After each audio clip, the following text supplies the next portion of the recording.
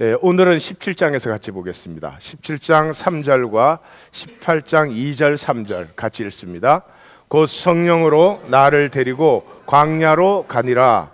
내가 보니 여자가 붉은빛 짐승을 탔는데 그 짐승의 몸에 하나님을 모독하는 이름들이 가득하고 7머리와 10뿔이 있으며 힘찬 음성으로 외쳐 이르되 무너졌도다 무너졌도다 큰 성 바벨론이여, 귀신의 처소와 각종 더러운 영이 모이는 곳과 각종 더럽고 가증한 새들이 모이는 곳이 되었도다. 그 음행의 진노의 포도주로 말미암아 만국이 무너졌으며 또 땅의 왕들이 그와 더불어 음행하였으며 땅의 상인들도 그 사치의 세력으로 치부하였도다 하더라. 아멘. 오늘은 타이틀을 세상의 역겨운 정체와 그 종말 그렇게 잡았습니다. 2015년은 광야의 순례로 우리가 함께 하기를 원합니다. 할 수만 있으면 모든 성도님이 다 같이 했으면 좋겠지만 또 제 욕심인지도 모르겠어요.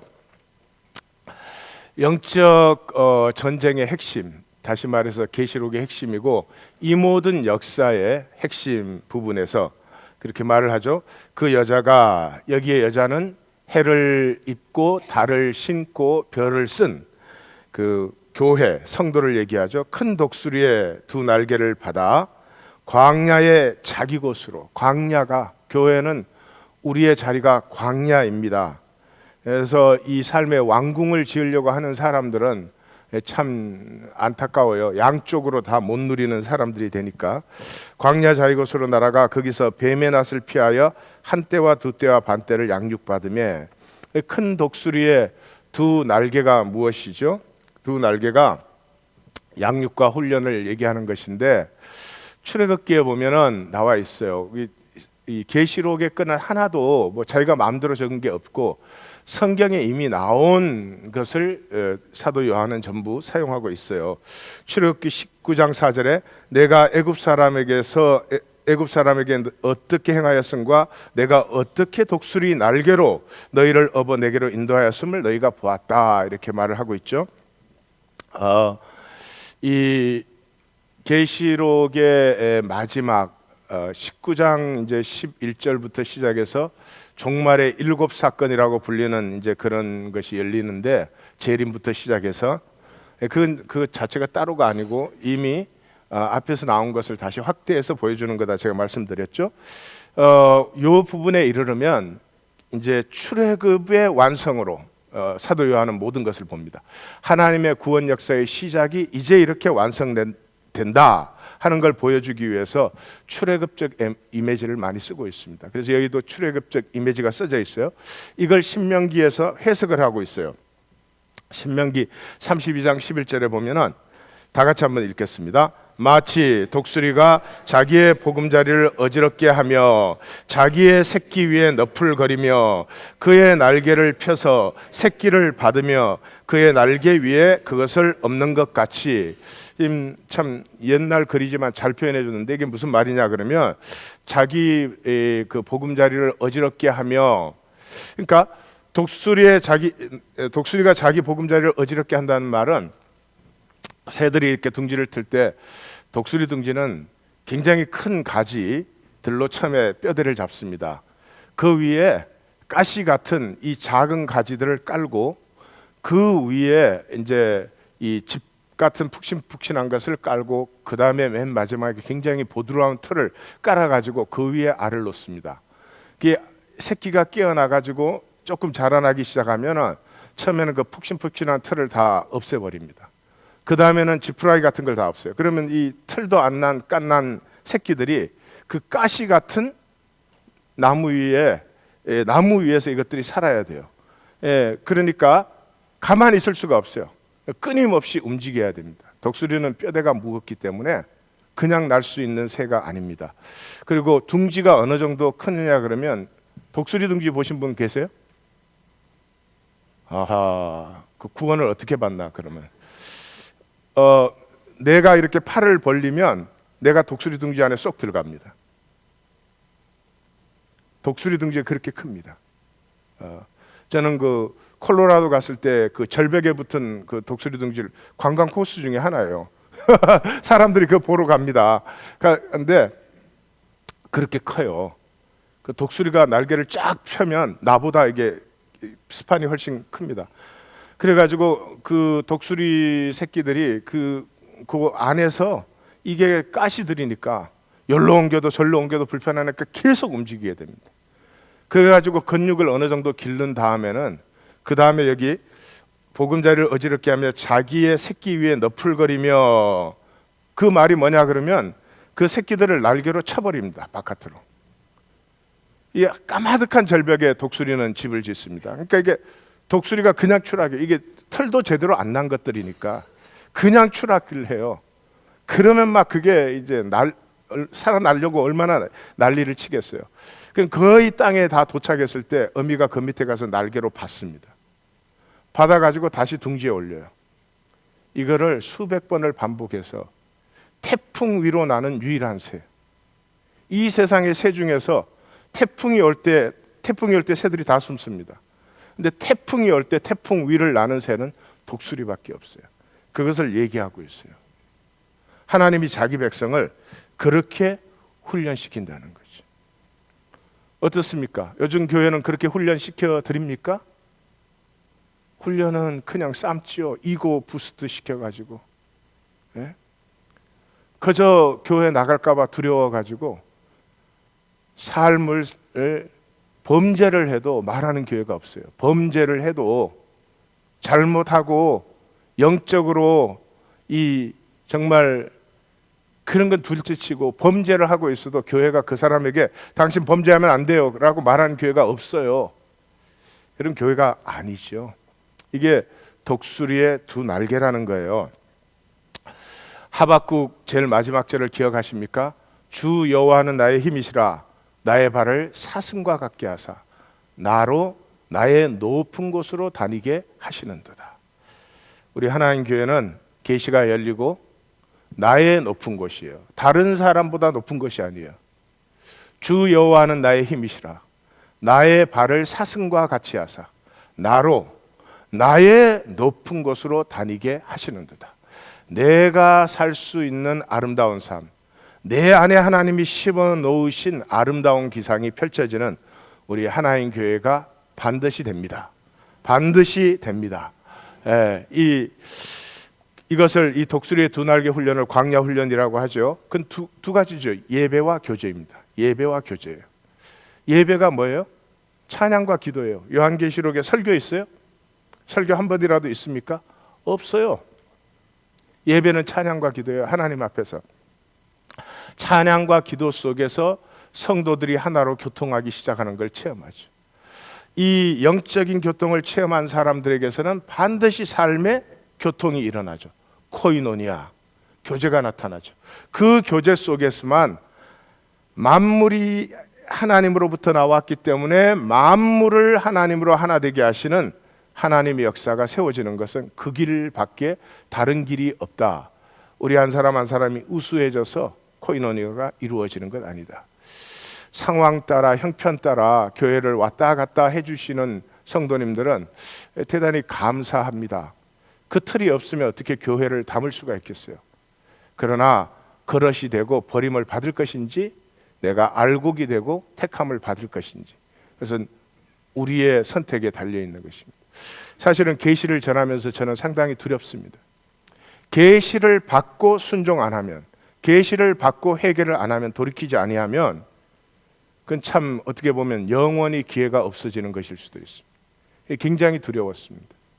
여러분들이 제가 이 새벽성회를 하면서 안내를 이렇게 글로는 보냈지만은 한 번도 꼭 참여해야 된다든지 참여하시라고 한 적이 없는 것을 기억하실 것입니다. 두려워서 그렇습니다. 그리고 제가 인간이기 때문에 감당 못할 것 같은 사람이 나오면 가슴이 철렁해요. 어떻게 꼭 내가 책임져야 될 것 같은, 특별히 이 앞줄에 앉으신 분들은 이게 내 가슴을 철렁하게 해요. 박재영이는 케냐 갈 생각만 하는데 이거 받을 수가 있을까, 이렇게 너무 철렁한 거죠. 그러나 또 기도를 하면 그런 생각은 들어요. 하나님이 받지 못할 사람을 결코 부르시지 아니할 것이다. 그걸 또 붙들고 위로를 삼죠. 제 믿음이 그렇게 약한 것이죠. 예배 2015년은 이 두 날개 훈련을 합니다. 예배가 어디에 있습니까? 새벽과 3일에 있습니다. 새벽과 3일 예배는 메시지가 없는 예배가 될 것입니다. 메시지가 거의 오늘의 기도 제목 선포하는 정도가 될 것이고, 3일에는 그동안 우리가 같이 지나온 요한계시록을 그 주제별로 딱 10분짜리로 요약해서 기도 제목으로 던질 것입니다. 그렇게 하면 찬양과 기도 속에서 자기 스스로 하나님께 나아가는 것이죠. 그 하나님께 나아감을 얻은 사람은 반드시 하나님 안에 열리고 교통함을 체험하게 됩니다. 그것을 가지고 사랑방에서 우리 코이노니아 훈련을 하는 거죠. 성도들이 모여가지고 친교하시는 것은 뭐 원하시면 각자 얼마든지 하십시오. 이제 우리의 사랑방은 그런 자리는 전혀 아닙니다. 하나님을 의뢰하고 하나님 안에서 생명의 교통을 체험하는 사람들. 제가 사랑방이나 예배에 여러분들에게 출석 독려하는 거 아닙니다. 자기 마음으로 거기 나와 앉아가지고 그 해방꾼밖에는 아무것도 안 되죠. 정말 기도하고 주님 내가 믿나이다, 나의 믿음 없는 것을 도와주시옵소서. 이것 외에는 우리를 함께 순례하게 할 것이 없습니다. 저는 확신을 합니다. 10년, 사람의 생애가 이루어지는 것 딱 10년이더라고요. 그 전까지는 다 갈등이에요. 갈등인데 10년을 방향을 딱 정하고 가면은 물론 가는 동안도 복이고 은혜입니다. 그렇지만 10년이 지난 다음에는 내가 새로운 차원에 있는 것을 알게 됩니다. 그것이 얼마나 사람을 다르게 하는지, 담대하게 하는지, 얼마나 면역성과 이 세상에 대한 저항성을 주는지 스스로도 놀랄 정도로. 무슨 내가 거룩해진 것도 아니고 내가 무슨 뭐 달라진 것도 하나도 아닌데도 불구하고 그 하나님을 향하는 10년을 하나님은 받으셔가지고 우리의 삶과 우리의 존재를 전적으로 새로운 차원에 들어가게 하시는 거죠. 우리 하나님 교회는 2015년 광야의 순례가 시작될 것이며 하나님으로 새로워져서 앞으로 누가 누구를 보고 이렇게 살아라 저렇게 살아라 하는 말이 필요 없는, 내가 나의 높은 곳을 향해서 나아가는 기쁨을 누리는 성도들의 교회가 될 것입니다. 반드시 정인이 될 것입니다. 자, 바벨론의 멸망이죠. 17장은 문맥과 구조를 보면은 14장 8절 영적 전쟁 부분, 영적 전쟁이 이 모든 역사의 핵심이 왜 그렇게 그러는지 보여주는 거다 이렇게 말씀드렸죠. 그래서 14장 8절에 뭐 무너졌도다 큰 성 바벨론이여, 그것을 지금 확대시켜서 보여주고 있는 거죠. 확대시켜서 보여주고 있는 것이 16장 17절에서 21절 일곱 대접, 일곱 대접 때 그 일곱째 대접의 확대를 설명해주고 있는 것입니다. 그것을 다시 17장과 18장에서 바벨론의 멸망으로 전체적으로 크게 보여주고 있어요. 이걸 이제 크게 보여주는 이유는 앞으로 끝에 가면 새 예루살렘을 크게 보여주고 있습니다. 크게 보여주고 있기 때문에 이 음녀의 성 바벨론과 이 어린 양의 성, 이 새 예루살렘을 사실은 양쪽에 대조해서 보여주고 있습니다. 그리고 그 가운데 이제 이번 주까지는 도저히 지금 갈 수가 없는데 하여튼 이번 주일날 어린 양의 혼인 잔치를 보게 될 것이에요. 여러분들을 혼인 잔치에 초대하게 되는 것입니다. 성경에 의하면 역사는 혼인 잔치에서 시작돼서 혼인 잔치로 끝나는 것이죠. 어디서 시작됐죠? 에덴의 혼인 잔치, 아담과 이브의 혼인으로 시작됐어요. 이거는 박살이 나버렸어요. 뭐 저 여자가 제가 막 그러면서 다 끝났어요. 혹시 이 중에도 저 여자가 그런 분 없으세요? 그 혼인잔치, 깨어진 혼인잔치가 어린 양과 교회의 혼인잔치로 마감되어지는 거죠. 교회의 소원은 그러면 딱 한 가지입니다. 순결한 신부가 되는 것입니다. 어떻게 살아온 여자라도 아마 결혼을 앞두고는 스스로를 순결하게 할 것이고 새로운 꿈과 소망을 아마 가슴에 품을 것이에요. 그런 것이죠. 끝나는데 그 어린 양의 혼인 잔치와 그 다음에 종말의 7사건을 중심으로 해서 한쪽에 음녀의 성, 한쪽에 어린 양의 성을 이렇게 보여주므로 요한계시록이 이제 대단원을 내리게 되는 것인데, 이 바벨론의 멸망이 지금 확대 기법이죠.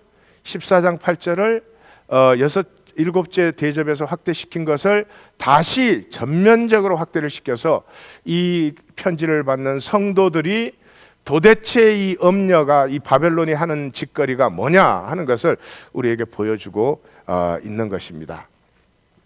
이 음녀는 낯이 익은 음녀예요.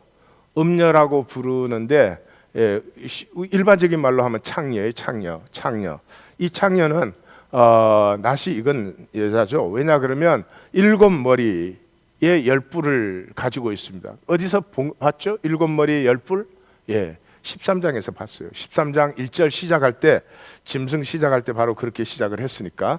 그래서 전체 구조를 보시면 이 음녀 바벨론과 그 다음에 음녀의 정체와 어린 양의 혼인잔치를 양쪽에 두고 심판의 선언이 나오고, 양쪽에 심판의 선언이, 재미있는 것은 18장의 심판의 선언은 음행이 없다, 더 이상 음행과 사치가 없어졌다. 왜? 무역이 없어졌기 때문에. 18장에 가서는, 저쪽에 가서는 마감할 때는 이제 더 이상 무역이 없다. 그래서 음행과 사치가 없어졌다. 이 자본주의, 모든 것을 상품화시키는, 인간까지도 상품화시키는, 그래서 모든 것을 돈으로 사고 팔 수 있게 만든 유일한 이유는 음행과 사치밖에 없어요. 돈으로 살 수 있는 건 그거밖에 없어요. 돈으로 살 수 있는 거, 행복을 돈으로 살 수 있습니까? 성결한 마음 돈으로 살 수 있습니까? 존재의 떳떳한 자부심 돈으로 살 수 있습니까? 이 자본주의가 이제 온 세상의 시스템이 돼서 돈에 미친 사회가 되었지만은, 돈이 할 수 있는 것은 사치와 음행밖에 없습니다. 그것을 위해서 돈을 다 쓰고 있는 것입니다. 구제하는데요, 구제해가지고 자기가 기분 좋지 않으면 구제 안 해요. 쏘구시면 안 돼요. 이 역사가 있는 동안 구제도 필요하고 봉사도 필요하지만, 구제와 봉사가 이 역사를 새롭게 할 것이라고 믿는다면 그것은 잘못된 거예요. 성경의 사람이 아니에요. 이 역사를 새롭게 하는 것은 순교밖에 없습니다. 순교 외에 어떤 것도 이 역사를 새롭게 하지 못합니다. 제가 이미 말씀드렸죠. 죽임을 당하는 의 외에는, 선악과의 의는 꼭 적을 만들어내야 되니까. 내가 이런 의로운 일을 하고 있으면 그 의로운 일을 반대하거나 안 하는 사람 적이야.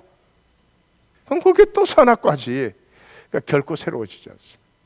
그래서 이 양편의 대조적인 심판선언 안에 왕들의 애곡과 상인들의 애곡과 선원들의 애곡, 왜? 다 무역이죠. 무역의 주체들, 매매표를 가지고 있는 사람들. 그래서 참 놀라웠게도 2000년 전에 써진 이 고대 문서가 자본주의의 멸망을 세계의 멸망으로 묘사하고 있다는 건 참 성경이 하나님의 계시다 하는 걸 다시 한번 느끼게 합니다. 왜 그래요? 이미 학자들은 다 알고 있습니다. 이 자본주의가 인간의 마지막 시스템입니다. There is no more system for humanity to go. Democratic capitalistic system. 이게 인류의 마지막 시스템입니다. 그는 이제 모든 학자들, 이걸 처음으로 밝힌 사람이 1980년대 프란시스 후쿠야마라고 하는 미국 국무성의 일본계 3세입니다. The End of the History라고 하는 논문을 내가지고 그 당시 세계를 막 다 흔들어 버렸죠. 세계 하여튼 정치, 경제 모든 사회 지도자들은 그 책을 안 읽은 사람이 없죠. 안 읽으면 얘기를 못 하니까. 그 사람이 그걸 밝혀버린 것입니다. 인류가 나가는, 인류 계속 시스템을 새롭게 해왔잖아요. 고대 사회로부터 봉건 사회로부터 근대 사회로부터 이렇게 시스템을 새롭게 시스템이라고 하는 것은 기본적으로 이제 프로덕션이 어떻게 만들어지느냐 하는 걸 가지고 규제하는 것인데, 이 무역, 모든 걸 상품화 시켜서 사회 전체가 유통되게 하는 이 자본주의 시스템에서 더 이상 발전할 시스템이 없다. 공산주의가 무너진 것은 자본주의가 우수해서가 아니라 자본주의는 유통되는 상품을 만들었기 때문이다. 공산주의는 상품이 유통되지 않았어요. 망했어요. 인간 본성이 새로워지지 않는 한 상품이 없이는 인간 역사 진행되지 않아요. 전 참 신기해요. 새벽부터 난리들입니다. 달려댑니다. 뭐하러요? 돈 벌으려고. 돈 벌어서 뭐 하는데요? 물건 사는 거예요. 물건 사는 거. 돈 벌어서 물건 사는 거예요. 물건 사는 것만 아니지. 또 이 돈에 쏘가가지고 돈 쌓아놓는 게 자기 가치를 높이는 건 줄 알아요. 돈 쌓아놓은 건 자기 가치가 하나도 높아지지 않아요. 그 돈을 순교로 썼느냐, 그 돈을 희생의 제물로 썼느냐, 거기에서 내 존재 가치가 높아지. 돈 쌓아놓으면 내 가치가, 그 자본주의가 다 쏘긴 거죠. 왜 쌓아놓는 거나 물건 사는 거나 그게 그건데, 하여튼 뭐 다 표정들이 오늘 기도회 끝나면 또 나 사러 갈 건데 그런 표정들이에요. 예. 광야의 계시 그 서론하다 다 끝났네요 오늘. 예. 예. 그래도 걱정이 안 돼요. 다음 주에 한 주 더 연장할 거니까. 예. 광야의 계시, 광야 말이 안 나와. 일단 본문을 읽어야 돼. 3절 다 같이 읽습니다. 곧 성령으로 나를 데리고 광야로 가니라. 내가 보니 여자가 붉은빛 짐승을 탔는데 그 짐승의 몸에 하나님을 모두 가는 이름들이 가득하고 7머리와 10뿔이 있으며. 예. 좀 이렇게 좀 구분해 쓰지. 이 여자도 여자, 저 여자도 여자. 그러니까 헷갈려. 그저 나처럼 오로지 궁정은 그럼 헷갈리지가 않잖아요. 자, 그런데 이 계시록을 읽을 때 이제 혼돈되는 부분들이 이런 부분인데 조심해. 예수님도 흰말을 탔어. 이게 세상 세력도 흰말을 탔어. 또 뭐예요? 또 이런 것들이 헷갈리는데 문맥을 보시면 뭐 분명하죠. 그게 이제 이유가 있습니다. 성경은 절대 이원론적이 아닙니다. 얘는 나쁜 애, 얘는 좋은 애 그런 것이 아니죠. 똑같습니다. 같은데 본질로부터 단절된 현상은 악이고 악으로 나타나는 것이고 본질과 연결된 현상은 의로 나타나는 것이죠. 그리고 그 본질은 하나예요. 생명이에요. 생명은 죽임을 당해요. 모든 생명은 다 죽임을 당해요. 죽임을 당하는데 지가 안 죽을 것으로 착각하고 안 죽을 것처럼 사는 것은 인간밖에 없어요. 참 어리석어요. 어디에서 이 여자가 보였죠? 광야에서 비전이 보여요. 세상 속에 있는 사람은 허상밖에 안 보여요. 이 세상이 보통 번쩍번쩍한 게 아니죠. 예. 제가 이렇게 말하니까 뭐 제 말 들을 때는 어떠신지 모르겠지만 세상 나가면 세상이 전부죠. 돈이 전부죠. 매매의 허상, 비싼 물건을 내가 살 수 있다는 거, 이거 보통 뭐 하여튼 보통 행복한 게 아닙니다. 저도 사례비만 올려주면 가서 마음대로 좀 사보겠구만. 예. 어제 그 이메일로 어떤 분이 그렇게 보냈더라고요. 사례비 올려줘 저거 너무 찡찡거린다고.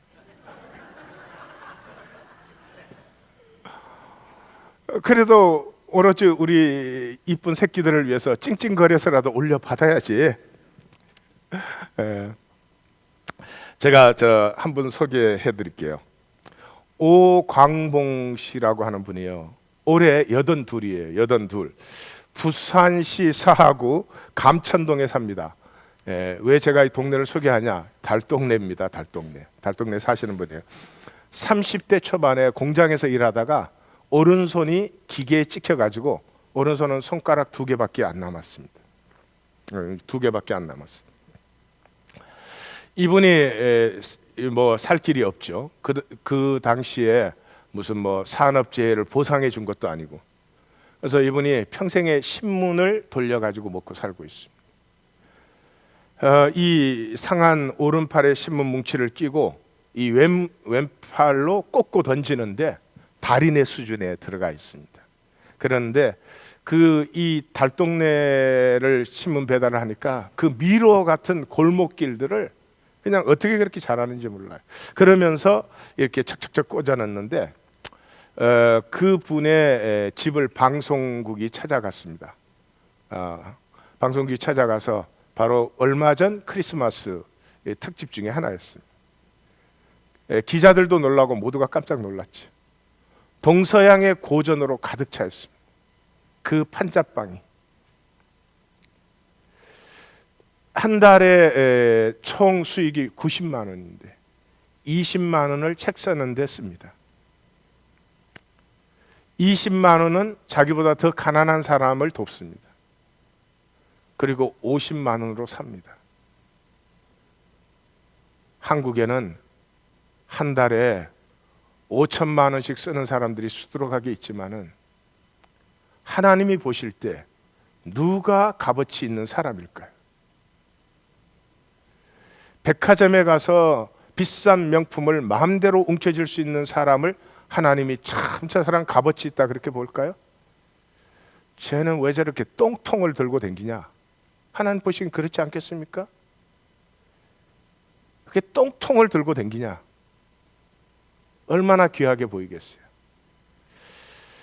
이런 사람들을 생명의 사람이라고 합니다. 나는 오늘 기독교인들은 이런 분들 앞에 부끄러워해야 된다. 어떻게 사는 것이 값어치 있는, 이분은 값어치 있는 삶의 출발에 불과하죠. 이것은 어떻게 그렇게 스스로 돈의 종이 돼가지고, 아니 뭐가 없는 것도 아닌데 오로지 돈이 더 있어야 돼. 이건 불안과 허무한 욕망이 속에 드글드글 끓고 있어지, 그건 생명이 그 안에 역사한다면 그런 일은 있을 수가 없는 것이죠. 이 엄녀가 뭐를 하는 사람이냐? 온 세상을 그렇게 만든다는 거죠. 이것을 성경은 음행이라고 표현하고 있습니다. 천박하고 더러운 짓거리라고 표현하고 있습니다. 삶을 즐기는 길은 다양하고 여러 가지입니다. 즐길 줄 아는 사람이 복된 사람이고 행복한 사람입니다. 그러나 오로지 돈으로 비싼 물건을 사대야 되고 파워를 자랑해야 되고 자기의 어떤 걸 내세워야 된다고 하면은 그건 즐길 줄 아는 것은 결코 아닌 것입니다. 분별력이 있으시기를 바라요. 자, 조금만 더 하겠습니다. 엄녀와 짐승, 첫 번째는 엄녀가 나오고 두 번째는 짐승에 대한 묘사가 나오는데 그게 그건데, 사실은 이 엄녀는 시작이 그랬어요. 이 17장 1절에 그 엄녀는 많은 무리에 앉아 있는데 받을 심판을 내게 보이리라. 물은 항상 혼돈과 공허와 흑암이다 그랬죠. 그렇지만 단순히 그런 상징적인 의미만 아니다 하는 것이 15절에 나옵니다. 엄녀가 앉은 물은 백성과 무리와 열국의 방언들이다. 그러니까 이 물은 영적인 상징성을 갖고 있으면서 동시에 지중해를 얘기하는 거죠. 그 당시에는 지중해를 중심으로 모든 민족이 무역을 하고 있었습니다. 해상 무역권을 딱 쥐고 지중해 위에 앉은 여자예요. 그러니까 로마죠. 땅의 임금들과 땅에 거하는 자들이 그녀와 더불어 음행했다. 어떻게 그 음행을 해요? 무역했다. 모든 걸 상품화 만들었죠. 만약에 상품화 시키지 못한다면 우리 인간의 삶은 굉장히 소박하고 순수하고 순수함을 많이 가지고 있을 것입니다. 상품화 된 다음에는 그런 것이 아무것도 없습니다. 지금 이 시대는 남편과 아내 사이도 상품 가치로 봅니다. 우리 앞세대 못 그랬습니다. 그래서 이혼이 없었습니다.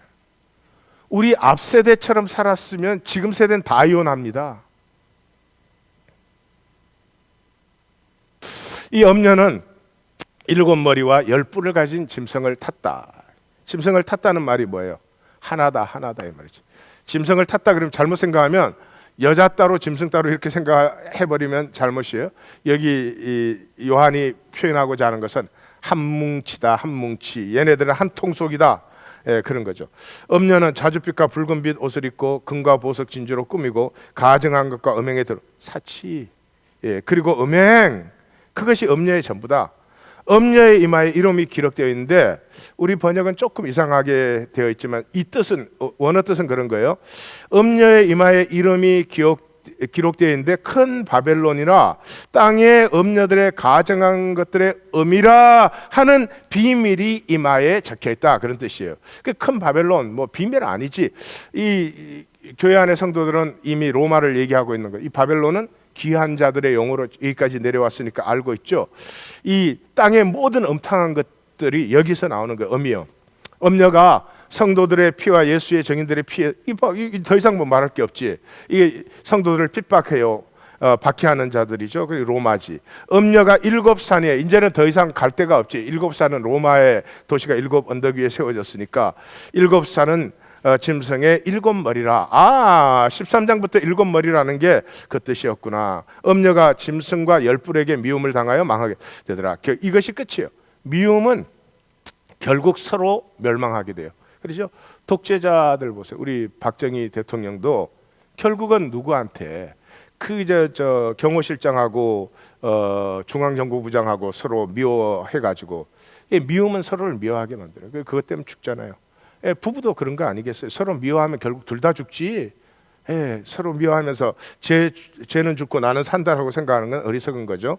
음녀는 땅의 임금들을 다스리는 큰 성이다. 막 이 정도 됐는데 음녀 자꾸 로마 아니다 이러면 그 사람 진짜 I don't know. 로마고 바벨론이고 세상이고 그런 거죠. 음녀는 세상이다. 이 짐승에 대한 묘사를 보겠어요. 짐승에 대한 묘사를 보면 짐승은 붉은 빛을 하고 있으며 음녀를 태우고 있다. 다시 나오죠. 이게 동력관계예요. 동력관계. 한 뭉치야. 7머리와 10뿔을 가지고 있으며 몸에 참남한 이름을 가득하. 이런 게 이제 우리 조금 어색하죠. 옛날 표현이니까. 몸에 참남한 이름을 가지고 있다. 문신을 많이 했구나. 그런 게 아니고 이 몸을 통해서 나타나는 모든 것은 하나님의 뜻을 대적하는, 하나님의 뜻을 거스리는 것만. 그러면 우리도 점검하셔야 돼요. 나의 오늘 하루의 삶에, 내 삶의 모습을 통해서 하나님의 뜻이 나타나고 있는 건지, 세상은 다 이렇게 사는 거야 그러고 하나님의 뜻과는 반대되는 짓을 하고 있는 건지. 제가 말했습니다. 짐승 얘기할 때 괴물 생각하시면 안 됩니다. 우리 생각을 해야 된다, 그렇게 말씀드렸죠. 짐승은 전에 있다가 시방 없어졌으나 장차 무정으로부터 올라와 멸망으로 들어갈 자다. 그러니까 시방 없어요. 그러니까 뭐를 흉내내고 있죠? 재림을 흉내내고 있어요. 예수님이 계셨는데 지금 안 계시죠. 내가 너희와 있는데 잠깐 또 너희와 없다, 이렇게 요한복음에서 말하죠. 요한의 표현이에요. 그래서 재림을 흉내내요. 짐승의 7머리는 7 왕이다. 여기 왕이라고 하는 것은 개인도 되지만 왕국을 얘기하는 것입니다. 그래서 5은 망하였고 하나는 지금 있고 다른 이는 아직 이르지 아니하였다. 이러면 반드시 잠깐 동안, 그러니까 뭐예요? 큰 제국이 5개 있었죠. 애굽, 아시리아, 바벨론, 페르시아, 헬라 5개. 그 다음에 뭐가 있어요? 로마. 5개는 없어졌고 지금 6개가 있는 거죠. 그 다음에 이제 하나가 더 올 것이에요. 그것을 뭐 신로마 그렇게들 표현하는데, 하여튼 로마보다 더 흉측한 것이 오는데 잠깐 동안 있어요. 잠깐 동안. 그 잠깐이 우리한테는 몇천 년이야. 이게 영원의 입장에서 보면 사실은 잠깐이에요. 잠깐. 이 등산 가면 이게 정상에서 이렇게 내려다보잖아요.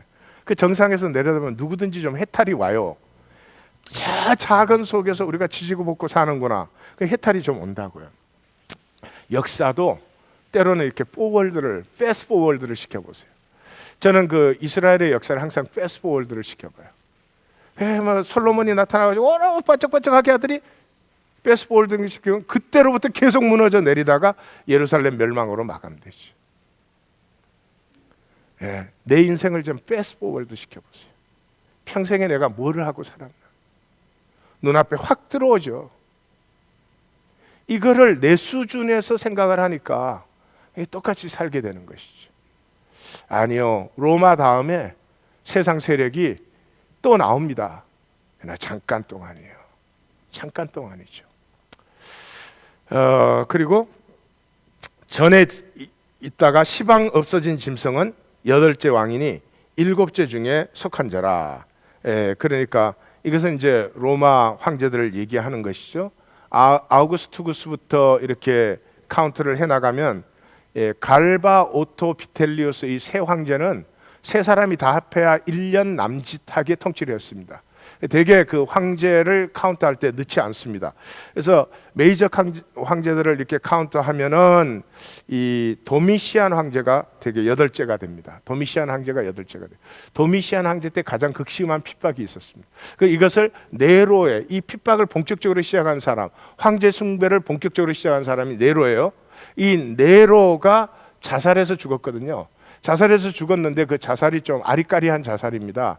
결국 자기가 16살 때 황제 돼가지고 황제 되고 나서 얼마 안 돼서 자기 엄마 죽이고 그 다음에 미쳐 날뛰던 사람인데, 이 사람이 9일 동안 로마의 화재에 불을 지르고 그것을 이제 보니까 이제 위기가 왔죠. 그러니까 크리스찬들에게 블레임을 해가지고 크리스찬들을 본격적으로 박해하고 황제 숭배를 세운 그런 사람이죠.